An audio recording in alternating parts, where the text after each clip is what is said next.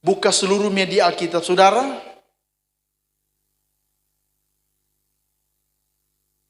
Dapatkan pembacaan pertama kita dalam perjanjian lama, Yeremia 17 ayat yang kelima. Dan perjanjian baru, Efesus 6 ayat yang ke-10. Yang sudah dapat katakan amin keras-keras. Baru 2 orang. Dari 5.000 peserta yang hadir cuma 5 orang tuh dapat ingat. Bilang amin kalau sudah apa? Amin. Belum kompak. Yang sudah apa katakan amin. Coba tuh yang atas balkon. Bilang amin. Yang sudah apa katakan amin. Masih kalah tuh di bawah. Padahal di atas ada 3.000 orang, di bawah ada 6.000 orang. Yang di atas bilang amin.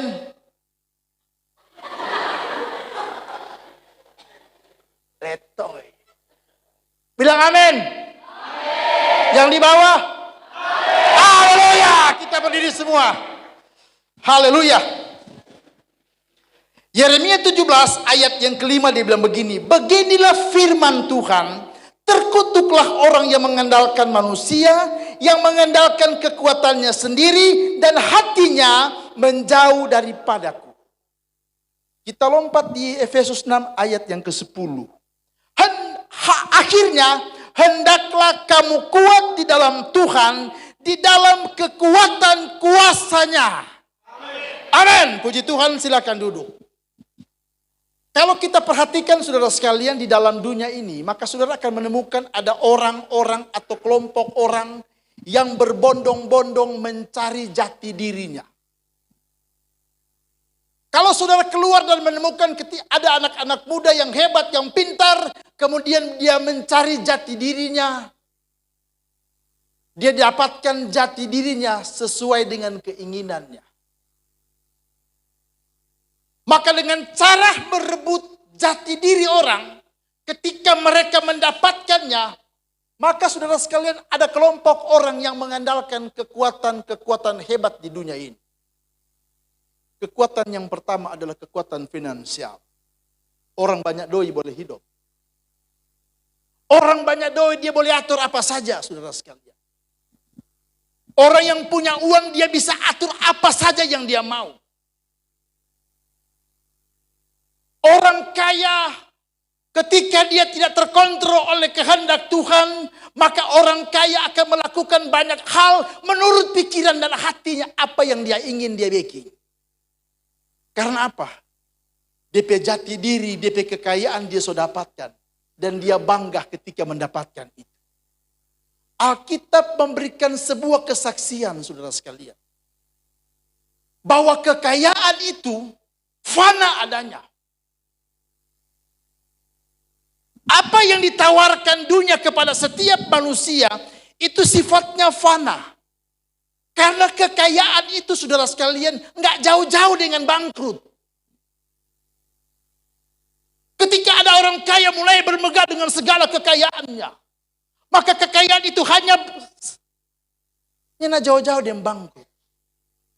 Sampai ketika dia bangkrut dia bilang begini, pendeta, dulu waktu kita kaya pendeta. Kalau kita pergi di pesta, pasti kita duduk paling muka. Om Gembala, dulu waktu kita jaya banyak doi.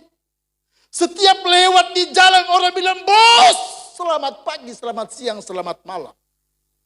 Tapi ketika kita jatuh miskin pendeta, di acara ulang tahun, untung-untung lo kasih masuk. Habis kekayaan. Karena hanya dekat dengan kemiskinan. Kekayaan, kebanggaan yang kedua, saudara sekalian. Ketika dia bangga jadi orang pintar. Dia punya intelektual yang hebat. Cara dia berpikir hebat.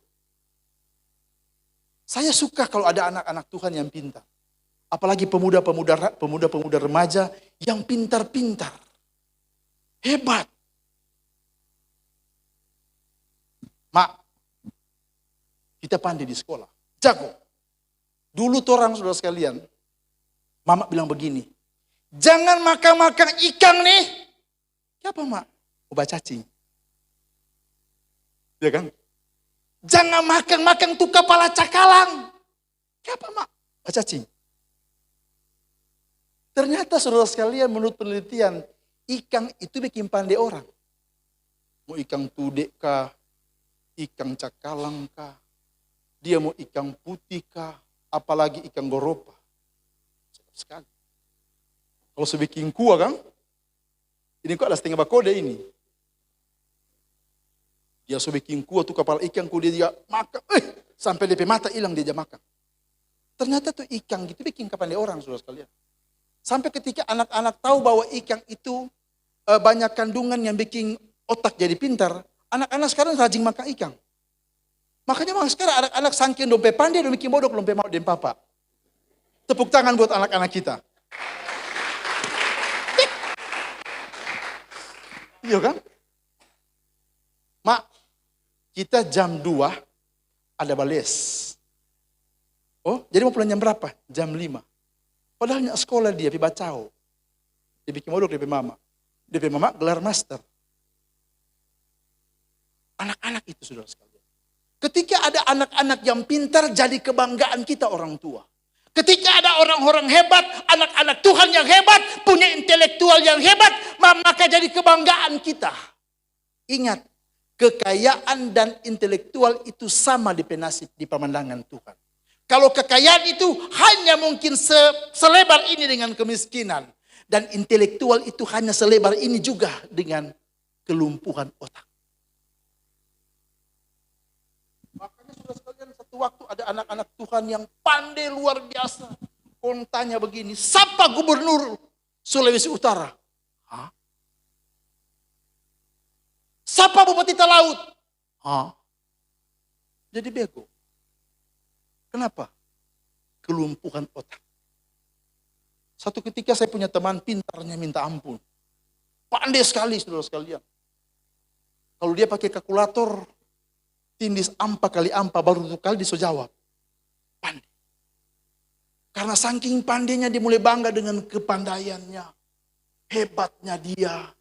Dia jadi sombong dengan segala apa yang dia miliki. Tiba-tiba dia kecelakaan mobil, dia lumpuh. Geger otak, jadi bodoh. Kesaksian kebenaran firman Allah tentang bagaimana orang yang mengandalkan kemampuannya. Orang mengandalkan semua apa yang dia miliki. Musnah saudara sekalian, Alkitab menjelaskan dengan jelas. Beginilah firman Tuhan, terkutuklah orang yang mengandalkan manusia. Siapa kita? Siapa orang hebat? Siapa orang terkaya di kota ini? Firman Tuhan bilang ketika hidup kita bergantung kepada manusia, yang kita terima bukan berkat tapi kutuk. Siapa orang terpandang di kota ini? Siapa orang hebat di kota ini? Siapapun dia, firman Allah katakan sepanjang dia masih manusia, ketika kita bergantung hidup kepada manusia, maka yang kita terima bukan berkat, bukan mujizat, bukan pertolongan, tetapi kutuk. Maka firman Tuhan bilang, akhirnya hendaklah kamu kuat di dalam Tuhan dan di dalam kekuatan kuasa-Nya. Hidup orang percaya hanya bergantung kepada kekuatan Allah yang di dalamnya ada roh yang membangun, ada roh yang menguatkan, ada roh yang menghibur, ada roh yang menginsafkan, ada roh yang menyadarkan kita. Alkitab bilang jangan padamkan roh. Tujuannya supaya orang-orang percaya jadi kuat. Jangan padamkan roh. Tujuannya supaya saudara mengandalkan Tuhan dalam banyak hal. Kekayaan tidak mampu menjamin kebahagiaan saudara. Pintarnya saudara, intelektual saudara tidak mampu menjamin kebahagiaan saudara. Hanya ketika kita dalam Tuhan, bergantung penuh kepada Tuhan, kebahagiaan, sukacita, berkat, mujizat, penyembuhan Tuhan beri. Tepuk tangan buat Tuhan. Dan malam hari ini saudara sekalian, ketika Tuhan bilang begini, akhirnya hendaklah kamu kuat di dalam Tuhan. Di dalam kekuatan kuasa-Nya. Kuasa-Nya itulah yang akan menjadikan saudara jadi orang-orang yang menang. Kuasanya itulah yang akan membentuk pemuda-pemuda, pemudi-pemudi, remaja-remaja yang ada di kota ini menjadi orang-orang yang berdampak di dalam Tuhan. Kuasanya itulah yang akan menjadikan setiap keluarga Kristen berdampak dalam setiap pelayanan. Kuasa itulah yang akan membuat setiap kita, orang-orang pintar di kota ini akan menjadi berkat dalam kemuliaan nama Tuhan. Tapi ketika kita jauh, maka ada hal-hal yang mengerikan terjadi dalam hidup kita. Ketika kita jauh, ada banyak hal-hal, banyak kesempatan-kesempatan emas yang akan terlewatkan, saudara sekalian. Ada banyak hal-hal yang indah yang kita lewatkan ketika kita mengandalkan kemampuan, andalkan kekuatan, andalkan kepintaran kita di luar dari kuasanya Tuhan. Malam hari ini saudara bertanya, kenapa kita harus kuat dalam Tuhan? Kenapa kita harus kuat? Kita bilang begini, jadilah laki-laki seperti laki-laki. Ya toh, laki-laki dong. Laki-laki dia. Tapi kuliah. Ini jejai deh.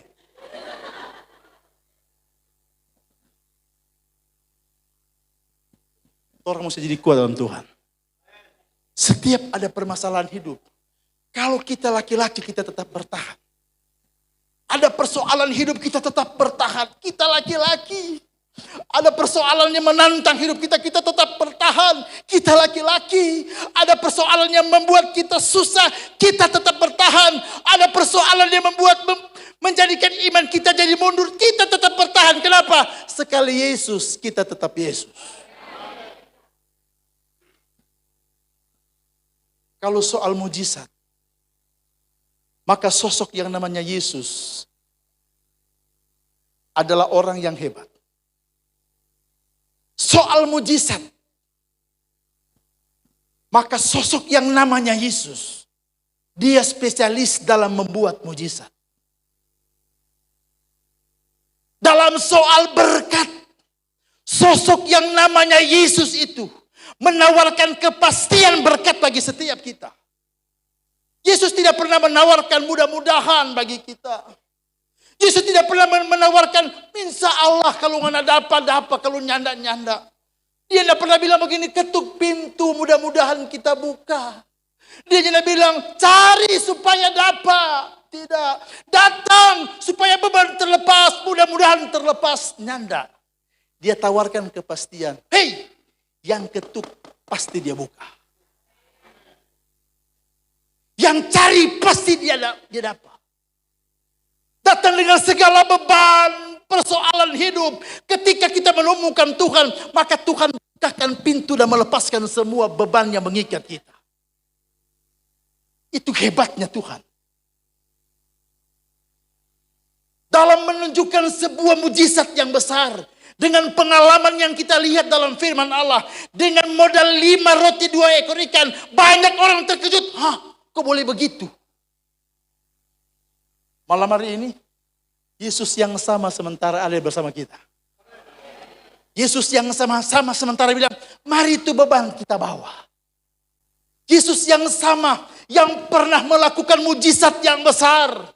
Yesus yang pernah membangkitkan orang mati. Yesus yang pernah membuat orang timpang berjalan betul. Orang buta bisa melihat.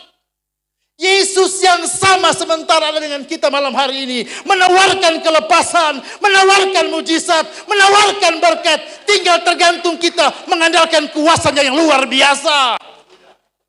Itulah Yesus. Kong kita heran ada anak-anak Tuhan. Tinggalkan Tuhan hanya karena sepotong rica. Kita heran ada anak-anak Tuhan. Cuman masalah pulsa. Cuman masalah ini dia jual Tuhan. Cuma masalah sepele dalam rumah tangga. Pergi jodeng dia.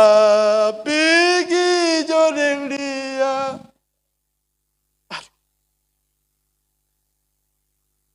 Sekarang saudara sekalian kita akan melihat. Mengapa kita harus kuat?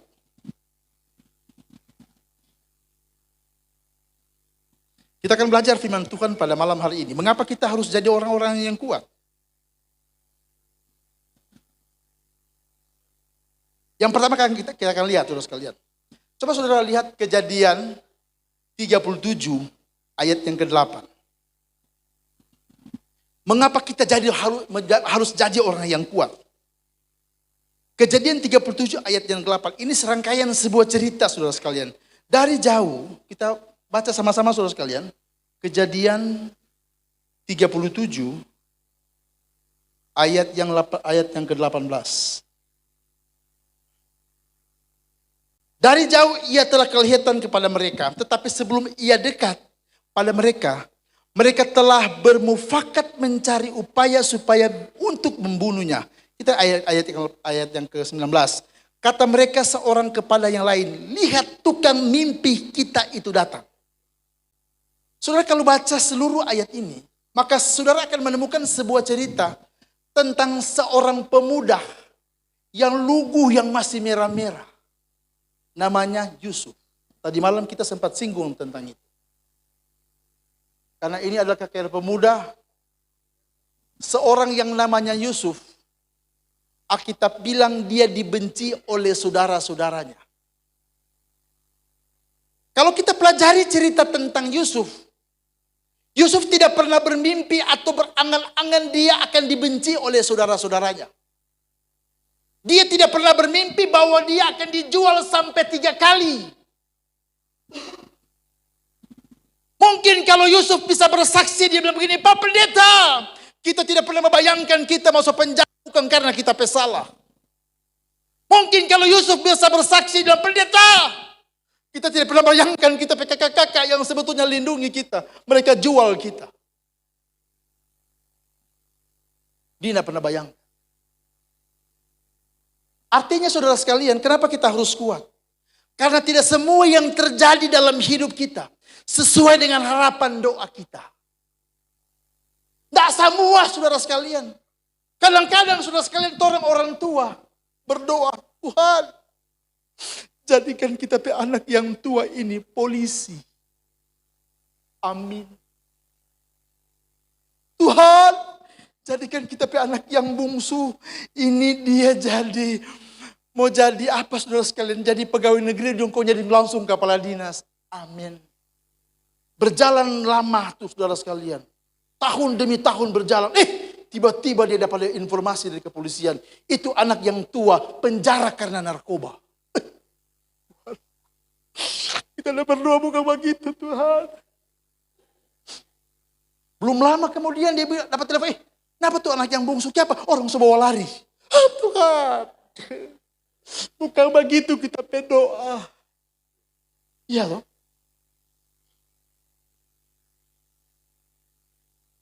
Pak, kadang-kadang orang sok kerja dalam pelayanan. Bahkan sampai mati-matian dalam soal melayani. Mati-matian dalam soal memberi. Mati-matian dalam soal memberi diri dalam soal pelayanan. Ada orang bilang, belum pantas dia melayani. Oh Tuhan. Siapa mau begini Tuhan? Bukan kita berdoa ini. Itu makanya firman Tuhan bilang orang mesti kuat. Sebabnya tidak semua yang orang doakan itu jadi sama dengan orang harapkan. Yusuf dengan segala apa yang dia terima. Saudara, kalau orang perhatikan fakta yang terjadi, 3 kali dia saudara-saudara benci Pak Yusuf. Orang jual apa dia?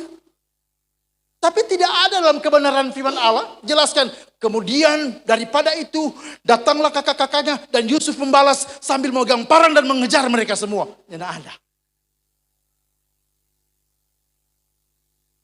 Apa yang Yusuf kerjakan saudara sekalian? Dia bilang begini dalam Kejadian 50 ayat 20. Memang kamu telah merekah-rekahkan yang jahat terhadap aku. Tetapi Allah telah merekah-rekahkannya untuk kebaikan. Dengan maksud melakukan seperti yang terjadi sekarang ini. Yakni memelihara hidup suatu bangsa yang besar. Yusuf ketika dia berdoa. Mungkin DP doa. Tuhan kita yang jadi besar. Kita menjadi sukses sama dengan kita kakak-kakak yang lain. Mungkin dia berdoa, Tuhan, kalau kita jadi besar, mungkin kita menjadi sukses, kita menjadi orang hebat, kita menjadi orang terkenal. Tapi satu waktu dia dijual. Ini fakta yang terjadi. Orang mesti kuat berdoa. Mesti andalkan Tuhan dan Roh Kudus. Harus kuat sesuai standar firman Tuhan. Supaya ketika terjadi hal-hal yang tidak seperti yang kita harapkan. Yang di dalam hati kita hanya Yesus. Kadang-kadang kan orang kan. Gembala Om James so bikin bagus tuh pelayanan. Tolong setempatkan orang-orang hebat dalam melayani. Kong itu bu dari mana stok kong dia datang dia masuk dia bikin rusak tuh pelayanan. Tuh Tuhan. Bukan begini tapi doa. Kita tidak pernah berdoa tuh bu sana masuk di sini. Mari Tuhan izinkan dia masuk di situ. Tuhan, kita tidak pernah berdoa kita pelakinya pulang-pulang 7 hari. Tuhan kita tidak pernah berdoa tapi masa depan mau hancur seperti ini. Tapi percayalah. Tuhan merancang hal-hal yang indah bagi setiap anak-anak Tuhan. Bahkan Tuhan seringkali izinkan kita melewati hal-hal yang sukar. Ada rancangan Tuhan yang besar bagi kita. Makanya kita jangan cepat kecewa meninggalkan Tuhan. Hanya karena masalah sepele. Kalau tolong kecewa hanya karena apa yang Tuhan harapkan yang tidak pernah Tuhan dapatkan. Tuhan. Sudah melayani kalau begitu. So habis-habiskan kurang tiras Tuhan. Tapi segala sesuatu itu ada maksud Tuhan dalam hidup kita. Makanya Tuhan bilang orang mesti kuat. Hanya orang yang kuat mampu bertahan dalam kesusahan. Hanya orang yang kuat mampu bertahan dalam penderitaan. Hanya orang yang kuat yang mampu bertahan dalam ujian Tuhan dalam setiap kita. Keluarga kita dan pekerjaan kita. Hanya orang-orang yang kuat di dalam Tuhan. Makanya firman Tuhan bilang, mari orang kuat sesuai dengan standar Tuhan. Hal yang kedua saudara sekalian, yang harus orang pahami, kenapa kita harus jadi orang kuat? Kalau kita belajar saudara sekalian, dalam konteks kebenaran firman Allah, ada begitu banyak tokoh-tokoh dalam kebenaran firman Allah. Saudara, kalau kita mau lihat Habel, yang bunuh dia siapa? Saudara. Dia saudara itu. Bukan tetangga. Yang jual Yusuf siapa? Saudara. Itu. Kemudian yang mengusir Yefta itu siapa? Saudara. Kadang-kadang saudara sekalian jadi masalah bukan karena sebelah lorong, sebelah pagar, kompe saudara. Saudara dalam pelayanan, ya toh. Kadang-kadang terompe masalah, terompe musuh paling abadi, terompe sama saudara. Saudara dalam pelayanan, toh. Cuman masalah warna dasi subaku salah. Cuman masalah seragam terlalu panjang. Sampai seragam sampai oma-oma. Dia kok turun gaul-gaul. Gitu. Sampai seragam lo, panjang sini, kok belas sampai sini. Gaul. Kadang-kadang tempat masalah saudara sekalian dalam pelayanan itu bukan orang lain, orang teman-teman dalam pelayanan. Dan Tuhan izinkan orang-orang seperti itu untuk dapat tahu orang ini orang yang kuat atau lemah. Amin.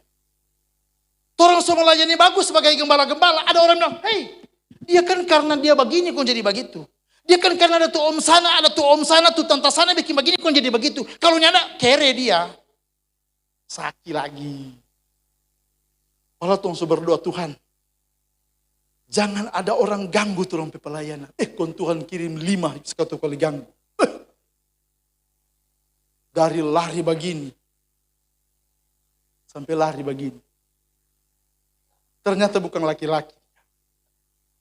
Kalau ada gembala-gembala yang cepat kecewa dalam soal ujian pelayanan. Bukan laki-laki dia. Kalau ada anak-anak Tuhan yang cepat kecewa dalam pelayanan, bukan laki-laki dia. Kenapa ada anak-anak Tuhan yang terlibat dalam banyak kejahatan? Karena dia anak kuat. Kenapa ada anak-anak Tuhan yang terlibat dalam seks bebas? Kenapa? Bukan karena tergiur, dia anak kuat. Kenapa ada pejabat masuk penjara karena korupsi? Ya anak kuat. Lihat doi banyak. Aduh banyak sekali. Kita banyak kebutuhan. Kita banyak pergumulan. Bagi aja dapat tahu kok. Dia anak kuat. Kenapa perceraian tinggi di kota Manado? Karena dia anak kuat saudara sekalian. Itu bapak-bapak kalau pergi di mall.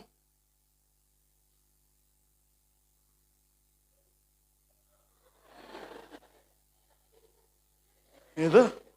Karena nak kuat, saudara sekalian. DP istri dah gandeng-gandeng, pada dia mereka begini. Gitu. Kita seringkali bilang begini. Setan itu, kalau dia mau bikin orang jatuh, saudara sekalian. Kalau setan mungkin dia datang dengan rupa yang sebenarnya. Seringkali kita bilang begitu. Kalau setan datang dengan rupa yang sebenarnya.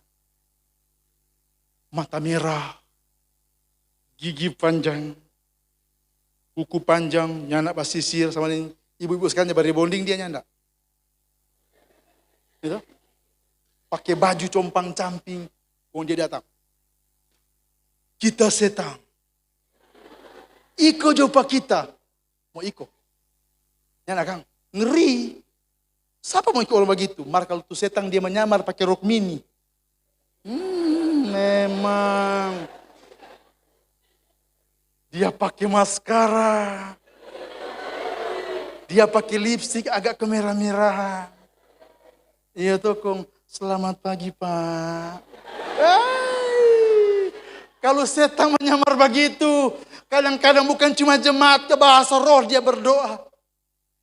Kalau setan menyamar begitu oleh pendeta, sekelas-kelas besar jatuh saudara sekalian. Selamat pagi Pak. Hati-hati bapak-bapak. Selamat pagi Pak. Dia balik ulang. Selamat siang Pak. Malam dia balik ulang. Selamat malam Pak. Lama-lama Pak so pagi.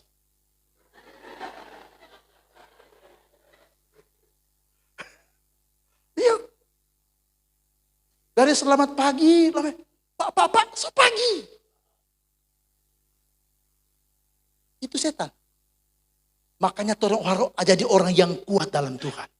Pemuda-pemuda Kristen harus kuat dalam Tuhan. Karena setan begitu hebat dalam memoles dirinya. Supaya orang terpengaruh dan ikut dan tersesat di dalamnya. Kita lihat saudara sekalian. Hal yang kedua. Kenapa kita harus jadi orang yang kuat. Dalam Efesus 6 ayat yang ke-11 sampai 13. Kenakanlah seluruh perlengkapan senjata Allah. Supaya kamu dapat bertahan melawan tipu muslihat iblis. Karena perjuangan kita bukanlah melawan darah dan daging. Tetapi melawan pemerintah-pemerintah. Melawan penguasa-penguasa. Melawan penghulu-penghulu dunia yang gelap ini. Melawan roh-roh jahat di udara. Sebab itu ambillah seluruh perlengkapan senjata Allah. Supaya kamu dapat mengadakan perlawanan pada hal yang jahat itu. Dan tetap berdiri. Supaya kamu menyelesaikan segala sesuatu. Kenapa kita harus kuat? Dari pembacaan firman Tuhan, kenapa kita harus kuat? Ternyata orang percaya, pemuda-pemuda Kristen, remaja-remaja Kristen, dengar, siapa orang mesti kuat? Alkitab bilang orang punya musuh. Coba orang korek kiri kanan. Hati-hati, orang ada musuh. Balas sebelah. Bukan ngana toh.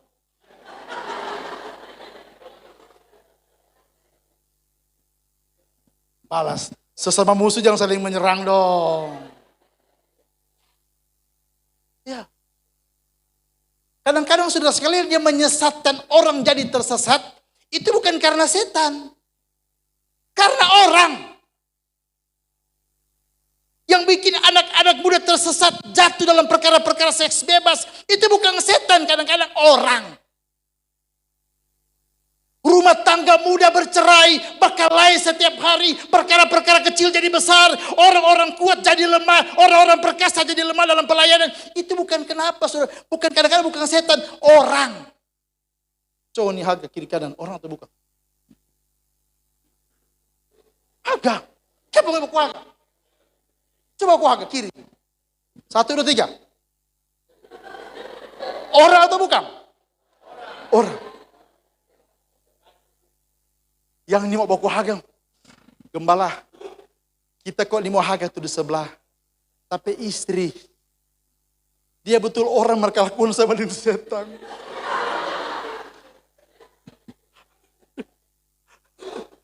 Gembala. Kita ini mau hagang tuh tante di sebelah. Orang sama-sama melayani Tuhan, malah dia sama dengan setan di kelakuan. Yang menyesatkan, yang menjatuhkan anak-anak Tuhan, setan pakai orang. Bukan setan pakai setan. Dia pakai tara roti tuh. Dia pakai orang. Kadang-kadang orang-orang yang punya kualitas iman yang hebat, iblis boleh pakai. Iblis boleh pakai, saudara sekalian. Iblis boleh menggunakan orang-orang hebat. Boleh, pendeta, boleh. Kita pikir orang Kristen ini gampang digoda. Mau kenal Samson enggak? Simpson, saudara sekalian. Alkitab berkata Simpson itu sejak di kandungan ibunya, dia sudah dilatih dan diajar untuk menjadi natsir Allah. Simpson. Dari kandungan ibunya dia diajar, dia dilatih untuk jadi natsir Allah. Dipersiapkan untuk jadi pelayan, dipersiapkan untuk jadi abdi Allah. Samson. Dari kandungan DP mama. Nggak sama dengan orang. Baru 2 bulan lalu jadi orang GPDI. So hebat. Samson itu, saudara sekalian, masih kecil dia. Belum lahir dia. Dipersiapkan untuk jadi abdi Allah. Pun datang perempuan cantik yang nyaman di lila. Cuma sapu-sapu ke Simpson. Simpson jatuh di pelukan. Jangan andalkan kekuatan kemampuan kita. Setan membelai dengan keindahan dunia. Setan membujuk kita dengan berbagai cara.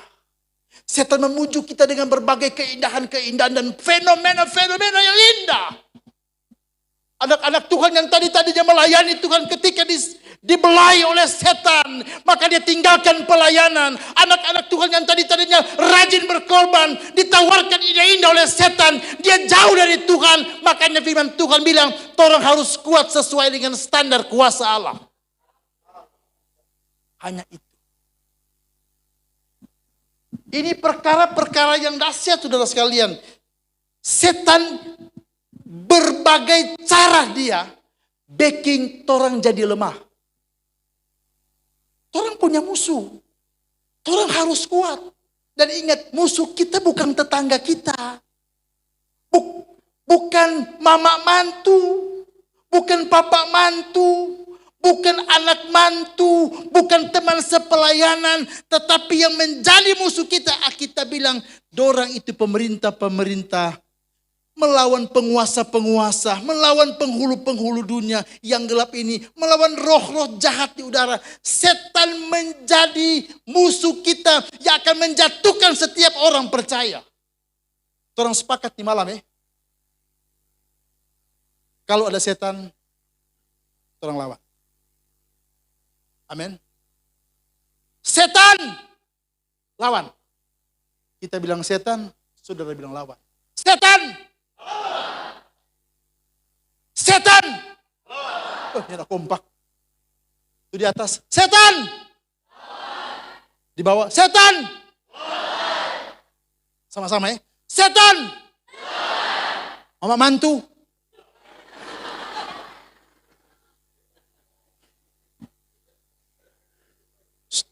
Pastor. Dapat tahu.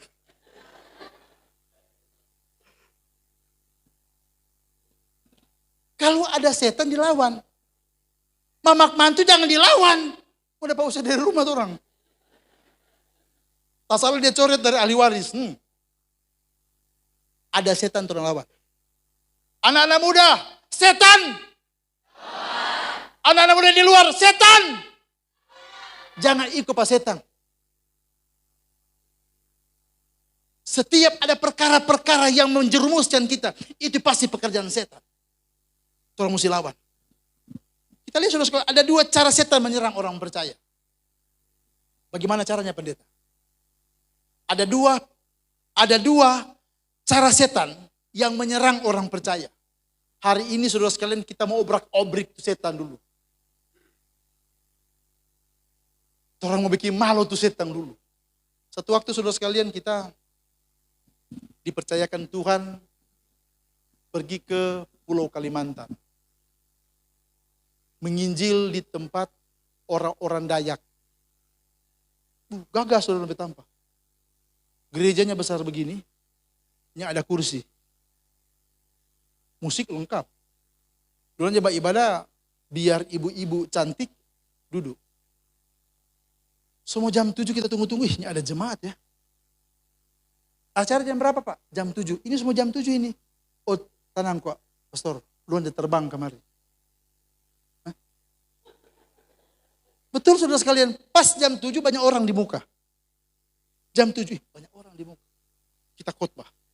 Khotbah. Kita undang altar call, nyana ada satu yang datang. Padahal banyak yang datang. Tiba-tiba semua habis itu lagu kita banyaknya ada satu bapak yang datang. Dia datang. Tapi anting panjang, rambut panjang. Ya, batato. Karena kalau orang Dayak kan dia durang budaya biar ibu-ibu itu batato. Cewek-cewek mesti ada tato. Kita tumpang tangan dia jatuh.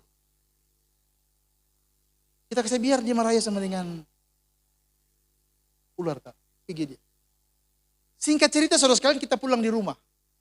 Sampai di rumah kita anak 2 panas. Panas. Itu kejadian 5 tahun yang lalu. Panas tinggi. Kita bilang begini, Mami, kalau seandainya 3 hari dia nak turun panas, orang bawa ke lab. Jangan-jangan demam berdarah. 2 hari kita duduk di kamar, tapi kamar panas sekali. Banyak AC dingin. Kita lihat. Ada gai saudara sekalian. Gai nangka itu. Muncul 3. Lagi munculnya banyak. Oh. Saya bilang betul ini. Mam, keluar. Kita cari, kita angkat tuh tempat tidur. Orang yang ribu di situ. Oh, yang bakirin ini. Kita bakar. Kita bakar tuh ruangan belum dingin. Kita bilang, oh jangan-jangan ini serangan. Kita buka, kita lemari saudara sekalian. Itu kemeja putih yang kita dah pakai. Dia popoji penuh dengan itu belatung itu. Semua tuh popoji celana penuh dengan belatung. Itu dasi kita dah gantung penuh dengan belatung. Itu pakaian-pakaian yang di pinggir-pinggirnya kena. Kiriman. Oh kalau dong Pastor John di Tondano terus bikin rage itu. Dong bikin campur tepungkong goreng, bikin perkedel. Ular kok lo makan cuma cacing. Ini saudara sekalian. Iblisnya nak suka diganggu. Malam hari ini kita mau obrak-abrik pada dia saudara sekalian. Kita mau bilang di cara kerja. Jangan terlalu nyaman-nyaman begini. Mana mungkin kita anak Tuhan yang setia bisa diganggu setan. Mana mungkin kita anak setia, anak Tuhan yang melayani kita diganggu setan. Nah mungkinlah. Setan dengan berbagai macam cara. Sebelum dia diikat, dia mau panggil tamang di dalam. Siapa itu? Ngoni semua. Mana Jerry? Kita lihat strateginya. Kita buka lihat Kejadian 3 ayat 1 dan 5. Kita mesti baca ini. Adapun ular ialah yang paling cerdik dari segala binatang di darat yang dijadikan oleh Tuhan Allah. Ular itu berkata kepada perempuan itu, tentulah Allah berfirman, semua pohon, dia mau begini saudara sekalian. Tentulah Allah berfirman. Ya toh? Semua pohon dalam taman ini jangan kamu makan buahnya, bukan? Lalu saut perempuan itu kepada ular itu, buah pohon-pohonan dalam taman ini boleh kami makan.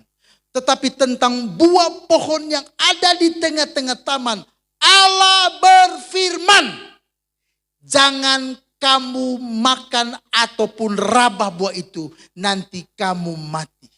Pendengar iblis bilang, tetapi ular itu berkata kepada perempuan itu, sekali-kali kamu tidak akan mati sayang.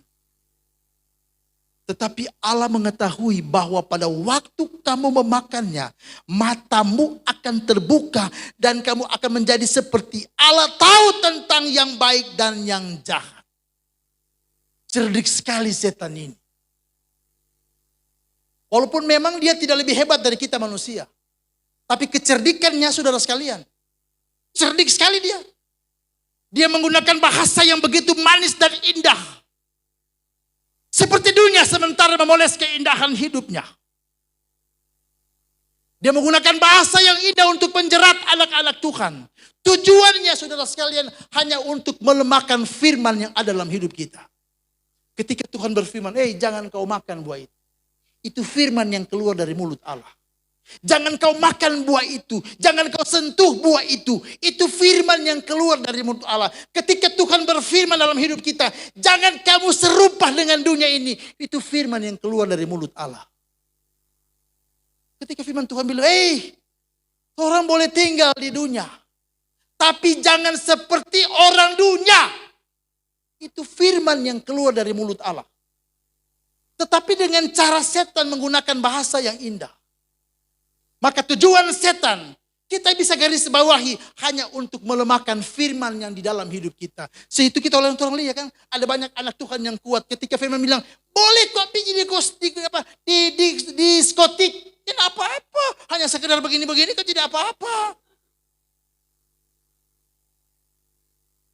Maka kekuatan firman itu yang menjadi modal kita.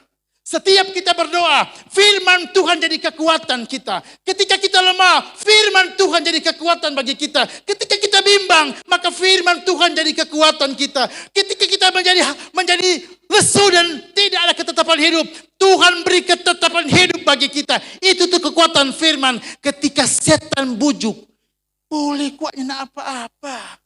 Karena sementara lemah karena apa? Masalah ekonomi. Gampang. Nanti orang cukupkan asal ikut orang. Karena lemah kenapa? Tapi penyakit belum tersentuh mujizat. Gampang. Ada tubuh di situ. Makan goraka. Baik. Maka kekuatan firman bagi setiap anak Tuhan jadi lemah. Hei anak-anak muda. Kenapa kok mesti hari ibadah, hari melayani, mesti melayani, hari berkorban, mesti berkorban. Ada cara lain yang lebih gagah. Apa itu? Orang pergi di pantai, orang pergi di Manado, kontrol joget. Lebih sedap. Oh iyo. Maka bukan sedikit anak-anak Tuhan. Yang ketika iman dan kualitas imannya kuat. Dibujuk oleh setan.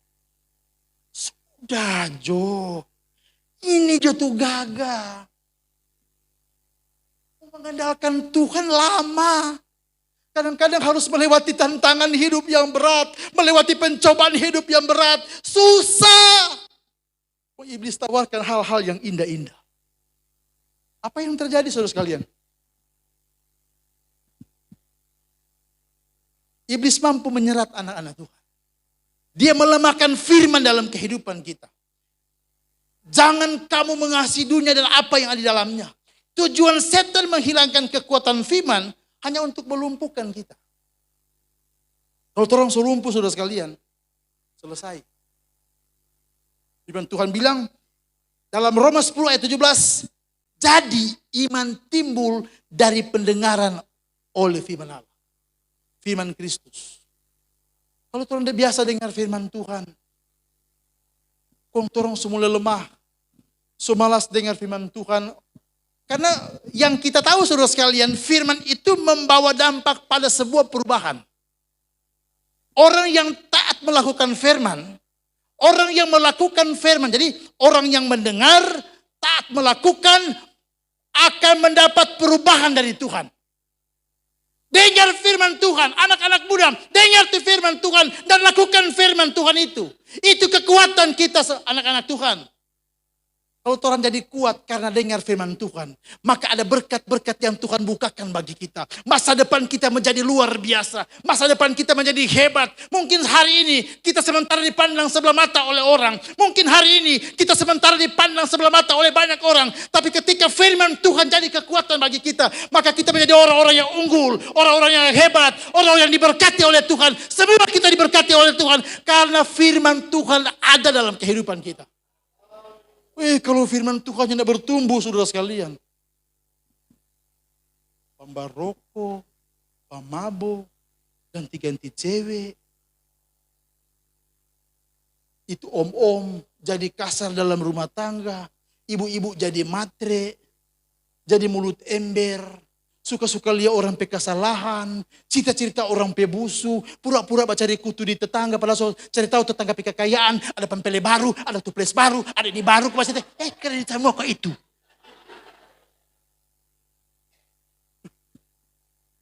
Karena firman Tuhan yang bertumbuh. Tapi kalau firman itu bertumbuh benar dalam kehidupan kita, maka kita menjadi pribadi-pribadi yang berkualitas. Anak-anak muda, sekota Lirung, angkat tangan dulu. Bilang Pak Tuhan, Tuhan kita menjadi pribadi yang berkualitas. Anak-anak muda, angkat tangan anak muda. Kita mau dengar kau suara, bilang begini, Tuhan kita mau jadi pemuda yang berkualitas. 1, 2, 3. Tuhan, sebut Yuni nama. Tuhan, HW mau jadi pemuda yang berkualitas. Bilang sekarang. 1, 2, 3.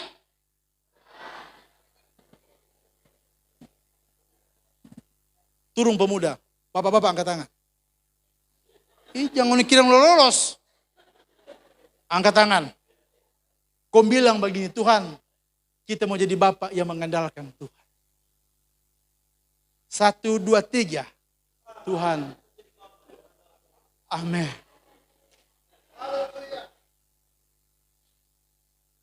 Ibu-ibu angkat tangan. Ini jangan kira lolos. Yang so ibu-ibu. Angkat tangan. Bilang, Tuhan, aku mau jadi bijaksana bersama dengan Roh Kudus. Tuhan, aku mau jadi bijaksana sama seperti Roh Kudus. Hanya Roh Kudus yang mampu membuat kita orang-orang yang berkualitas. Hanya Roh Kudus yang mampu menjadikan kita pribadi-pribadi yang berkualitas. Firman itu ada dalam kehidupan kita yang adalah Allah sendiri yang menjadikan kita menjadi orang-orang yang berbeda, Pak. Firman yang ada dalam hidupmu akan menjadikan pemuda-pemuda yang berkualitas, keluarga-keluarga Kristen yang berkualitas. Hanya firman.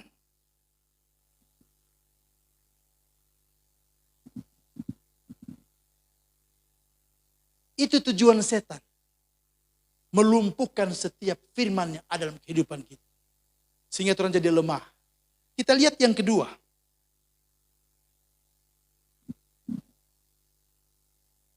Matius 4 ayat yang ke-6. Lalu berkata kepadanya, jika engkau anak Allah, jatuhkanlah dirimu ke bawah.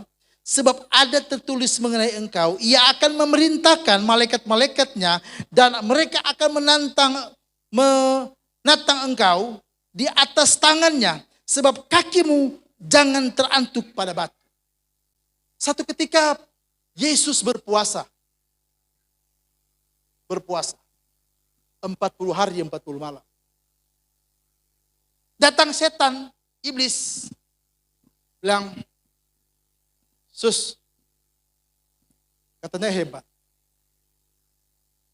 Maksudnya Yesus. Coba kasih jatung, sengaja kasih jatung, you diri bawah. Mulia kalau malaikat tolong. Yesus dibilang begitu. Kalau seandainya Yesus ada di depan kita, saudara percaya enggak? Tanpa diperintahkan setan, Yesus baking atau boleh tanya enggak? Boleh. Tapi Yesus ini mau. DP masalah Yesus ini mau diperintah. Kalau diperintahkan Allah mungkin iya. Karena dia bapaknya. Tapi yang suri setan. Setan perintahkan Yesus kepada hal-hal yang sebetulnya gampang kok Tuhan mau baking. Jerry, coba nggak nama lumpah di bawah. Yang apa-apa.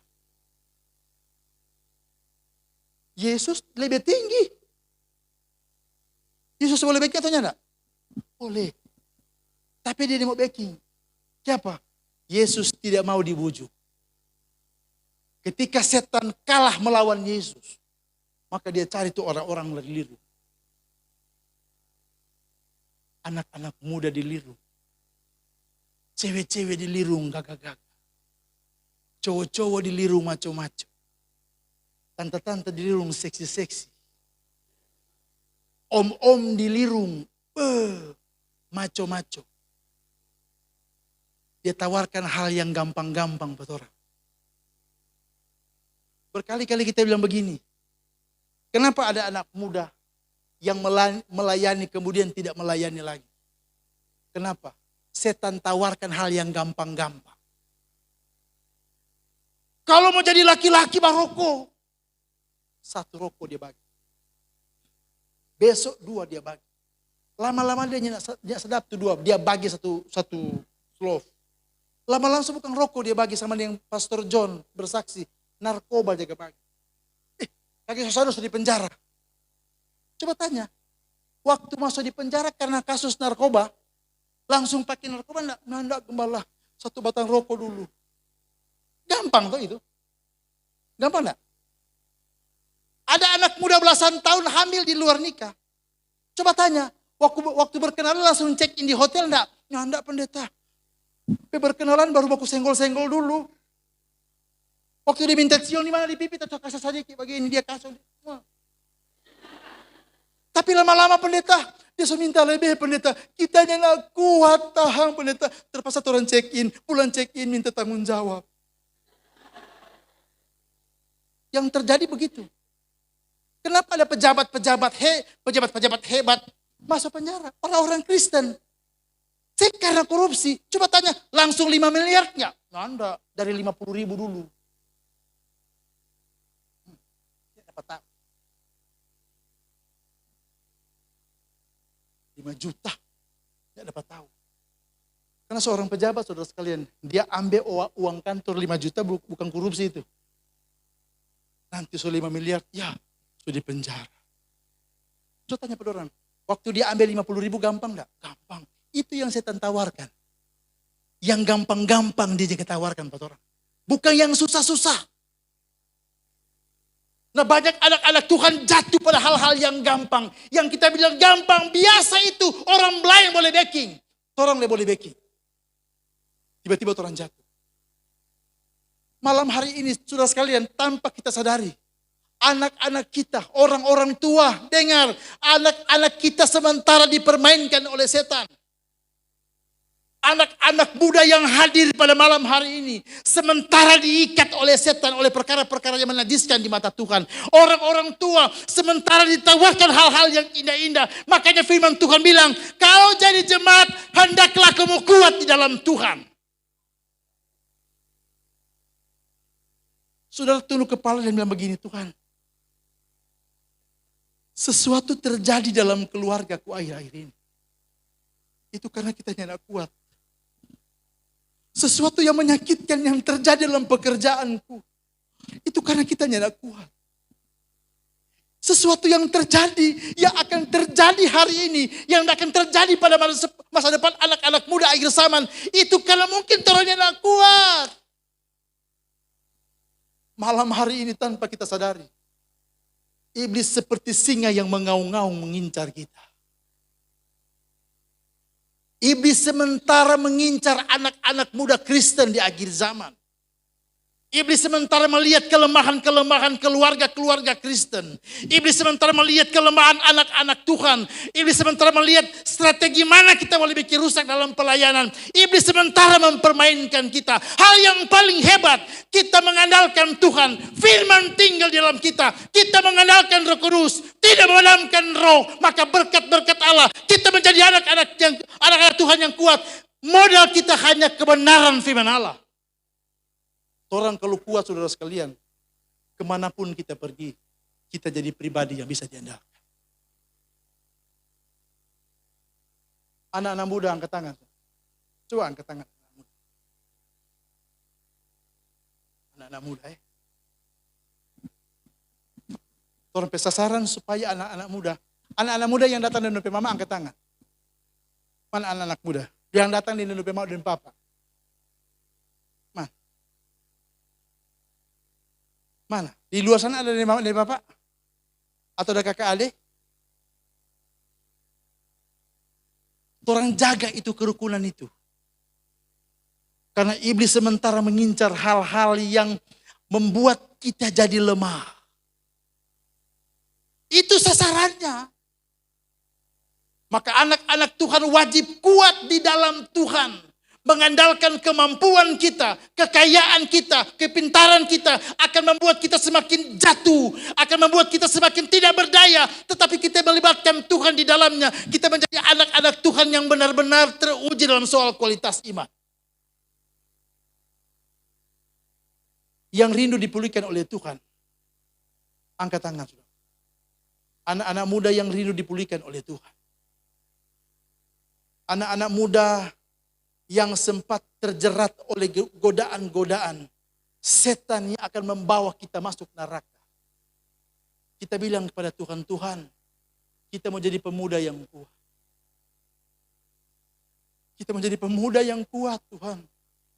Kita mau jadi pemuda yang tidak gampang diombang-ambingkan malam hari ini. Orang tua, berdoa buat anak-anakmu. Berdoa buat generasimu. Siapapun kita berdoa kepada anak-anak muda di Kota Lirung ini. Supaya kelak akan menjadi anak-anak muda yang diberkati oleh Tuhan. Kalau Tuhan bicara berkat, maka Tuhan mempersiapkan orang-orang yang hidup benar di hadapan Tuhan. Kalau Tuhan mempercayakan berkat dan peningkatan karir, maka Tuhan akan mempersiapkan orang-orang yang siap melayani Tuhan, yang hidupnya kudus, yang hidupnya murni, yang hidupnya mengandalkan Tuhan, yang hidupnya ada firman, yang hidupnya ada Roh Kudus dalam hidupnya. Anak-anak muda tempat ini bilang sama Tuhan, Tuhan penuhi aku dengan Roh Kudus.